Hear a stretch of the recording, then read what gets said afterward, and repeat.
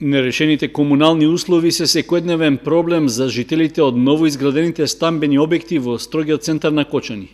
Со писмен допис до нашата редакција, тие реагираат што локалната самоуправа го наплатила надоместокот за така наречени комуналии, но не им го решила прашањето за нормален пристап до нивните живеалишта.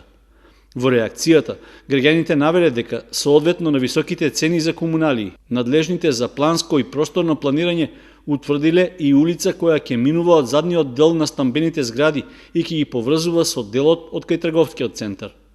Дел од станарите добиле убедување оти било планирано и изградба на паркинг простор за автомобилите, а останатите пак инвестирале во подземни гаражи во соседните објекти.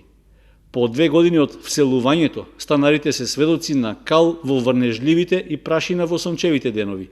Се жалат дека и понатаму нема каде да ги паркираат своите возила, а оти гаражите се блокирани од руинирани и запуштени куќи, а кучиња скитници демнеат во вечерните часови во неосветлено место, додека децата кои живеат во овој дел денот го поминуваат пред компјутер наместо да си играат во новото маало.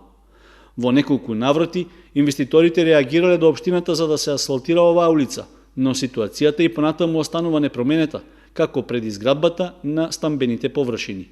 Затоа станарите прашуваат каде е проблемот, дали се работи за нерешени имотно-правни односи или пак парите од платените комуналии се отидени на друго место, а не за соодветната намена.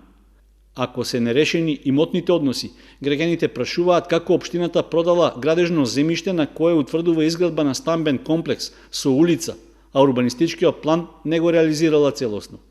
Ако парите од комуналиите пак се потрошени за други намени, станарите прашуваат дали сега самите треба да инвестираат и во асфалтирањето на улицата.